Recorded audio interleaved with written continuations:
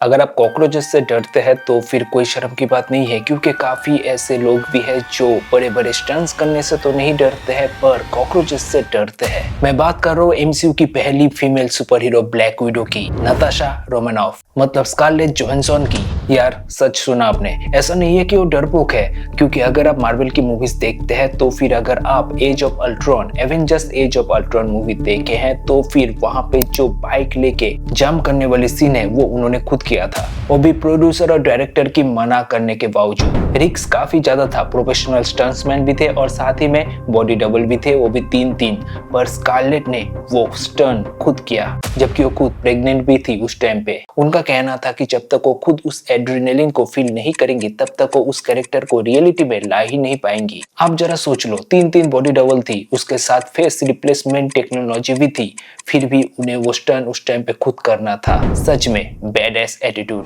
पर फिर भी बंदी कॉकरोचों से डरती है। एक्चुअली अगर आपको पता हो, ये एक तरह का फोबिया है जिसे कैक्साइडिडाफोबिया कहा जाता है, जहां आपको कीड़े मकोड़े जैसे कॉकरोचों से डर लगता है। पर फिर भी अगर शूटिंग के टाइम पे, मतलब प्रोफेशनल टाइम पे अगर ऐसा कुछ हो, वो अपने आप पे काबू करने की पूरी तरह से कोशिश करती है। जैसे कि वो एक बार थाईलैंड में शूटिंग कर रही थी एक एक्सोटिक लोकेशन पे, जहाँ पे कीड़े मकोड़े काफी ज्यादा थे, कॉकरोचेस भी काफी ज्यादा थे, तो इस वजह से उनको काफी दिक्कत हो रहा था। शूटिंग के दौरान वो इतनी ज्यादा डरी हुई थी कि अपने आप पे काबू नहीं कर पा रही थी और साथ ही में उनको हैंडल करना भी काफी मुश्किल हो रहा था। पर ये बात जरूर मानना पड़ेगा, अंदर से बंदी काफी स्ट्रांग है, वो अपने आप पे कंट्रोल करती है और पूरी तरह से शूटिंग को भी कंप्लीट करती है। पर एक बात है, डायरेक्टर के कट बोलने के साथ साथ ही वो वहां से भाग खड़ी होती है। ये प्रॉब्लम सच में काफी लोगों को काफी छोटा लगता है, पर जिनको है उनको पता है ये फोबिया कितना डरावना हो सकता है। वैसे आपको पता है कि नहीं, पर उनको बर्ड फोबिया भी है, मतलब पंछियों से भी डर लगती है। उनका कहना है कि पंछियों की चोंच और पंखों से वो काफी ज्यादा डरती है। अभी सबका ही कुछ ना कुछ डर अंदर में तो होता है, कोई कंट्रोल कर पाता है और कोई कंट्रोल नहीं कर पाता है, पर इसका मतलब ये नहीं है कि वो एक डरपोक है। बंदी की विल पावर सच में काफी ज्यादा जबरदस्त है। 22 नवंबर 1984 में न्यूयॉर्क सिटी में उनका जन्म होती है। उनके फादर कोस्टन जोहानसन एक डेनिश आर्किटेक्ट थे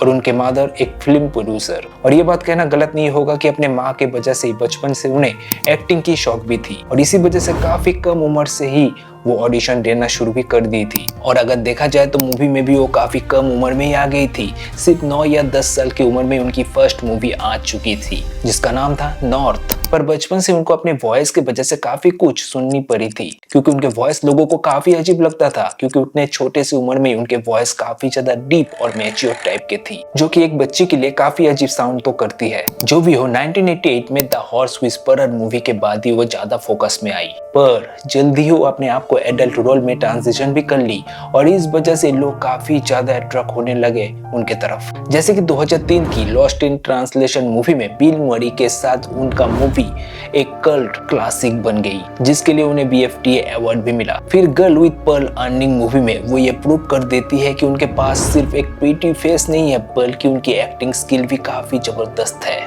फिर 2010 में आयरन मैन मूवी में वो दिखी एक छोटी सी रोल में। लोगों को लगा बस छोटा सा एक रोल ही तो है, पर उस टाइम पे लोगों को कहाँ पता था कि आगे क्या होने वाला था। बंदी ने MCU में हलचल मचा दी एक एक्शन आइकॉन के रूप में और साथ ही में ये भी प्रूव कर दी कि एक फीमेल एक्शन सुपर हीरो भी बॉक्स ऑफिस पे राज कर सकती है। आप ये कह सकते हो कि द एवेंजर्स से लेके captain America the winter soldier से लेके एंड गेम तक बंदी मार्वल सिनेमैटिक यूनिवर्स की एक स्ट्रॉन्ग पिलर रही, स्ट्रॉन्ग इंपॉर्टेंट कैरेक्टर। और फिर द एंड गेम के बाद जब उनके फैंस उन्हें मिस करने लगे, तब वो फिर से वापस आई अपनी सोलो मूवी लेके, जो कि उनके कैरेक्टर के लिए एक काफी अच्छी गुड बाय भी थी। पर इस मूवी को लेके भी उनके साथ डिज्नी का झगड़ा लोग कैसे भूल सकते हैं, उनके फैंस कैसे भूल सकते हैं। डिज्नी के बारे में सबको पता है, सबसे बड़ा एंटरटेनमेंट कंपनी, और उसके अगेंस्ट एक नॉर्मल सा एक्टर। एक्चुअली ये केस नहीं थी, बल्कि एक आर्टिस्ट की अपनी हक की लड़ाई थी। एक्चुअली स्कारलेट के साथ कॉन्ट्रैक्ट था कि black window movie exclusively theatre में रिलीज किया जाएगा और इसी वजह से स्कारलेट की सैलरी का एक बड़ा हिस्सा इसमें इन्वेस्ट भी किया हुआ था। पर डिज्नी ने उस टाइम पे एक बड़ा फैसला लिया,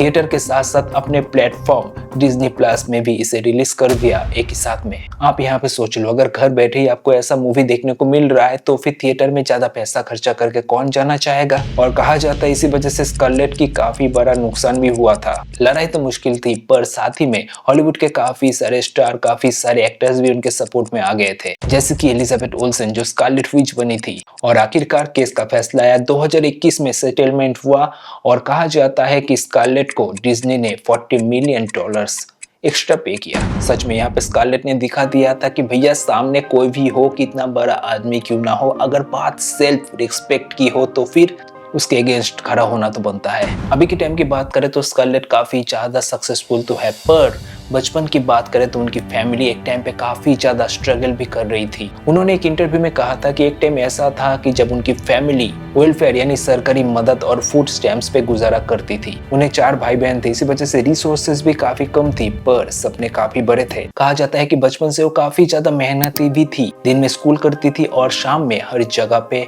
ऑडिशन देने जाती थी। स्कूल के साथ साथ वो एक्टिंग के ऊपर भी काफी जोर देने लगी थी उस टाइम पे। इसीलिए आप कह सकते हो कि उनका बचपन दूसरे बच्चों से काफी अलग गुजरा, मतलब स्क्रिप्ट और कैमरा लेंस के बीच में। और अभी देखो, one of the most successful actress in Hollywood, पर ऐसी ग्लैमर दुनिया से भी वो कभी कभी काफी ज्यादा थक जाती है। इसी वजह से एकांत में टाइम स्पेंड करना भी पसंद करती है। इसी वजह से उनकी फेवरेट प्लेस कहा जाता है कि पेरिस है। स्कारलेट के हिसाब से लॉस एंजलिस हॉलीवुड में लोग बस एक फेक लाइफ जीते हैं, बस दिखावा करना पसंद है उन्हें। पर पेरिस की बात करें तो वहाँ पे वो नॉर्मल लाइफ जी पाती है, जैसे जीना उन्हें पसंद है। जहाँ हॉलीवुड की बात करें या फिर दूसरे जगह पे जहाँ पे सेलिब्रिटी को देख के लोग पागल हो जाते हैं, जहाँ पे सेलिब्रिटी को हर टाइम पे सिक्योरिटी लेके चलना पड़ता है, वहीं पे सेलिब्रिटी अपना लाइफ फ्री तरीके से जी नहीं पाती है। पर पेरिस की बात करें तो वहाँ पे सेलिब्रिटी कल्चर को थोड़ा ठंडा रिस्पॉन्स दिया जाता है, मतलब सेलिब्रिटीज को देख के लोग वहाँ पे ऐसा रिएक्ट नहीं करते हैं कि जैसे दूसरे सब जगह पे रिएक्ट करते हैं। इसलिए उनका कहना है कि पेरिस में वो खुल के जी पाती है,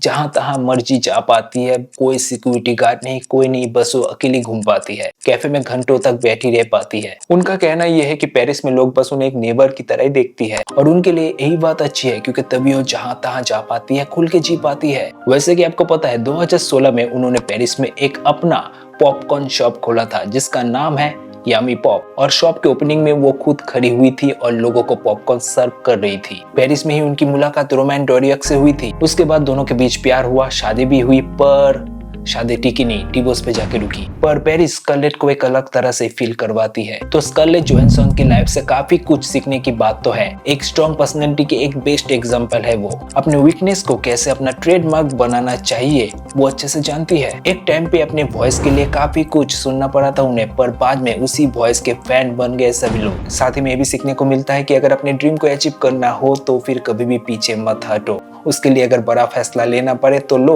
उन्होंने अपनी क्यूट फेस और बॉम्बशेल इमेज को चेंज करने के लिए मैरिज स्टोरी और जोजो रैबिट जैसी मूवी को चुनी थी। इसके साथ ही अपने हक के लिए लड़ना तो भैया सबको चाहिए, मतलब डिज्नी जैसे बड़े कंपनी के साथ लड़ने के बारे में कितने लोग सोच पाते हैं। हर किसी का बस की बात नहीं है वो। साथ ही में आप कितना भी बिजी हो, कितना ज्यादा काम पसंद हो आपको, अपने आप को टाइम जरूर देना चाहिए। फ्री होके जीने में कुछ बुराई नहीं है, और जहाँ लोग आपको पहचानते नहीं है, जहाँ आप पॉपुलर नहीं हो, वहीं पे तो आप फ्री होके जी पाते हो। उनके मुताबिक किस्मत कुछ नहीं है, बस आपको हमेशा तैयार रहना चाहिए ताकि आप सही मौके पे कुछ करके दिखा पाओ। वैसे आप क्या सोचते हो उनके बारे में, जरूर बोलिएगा।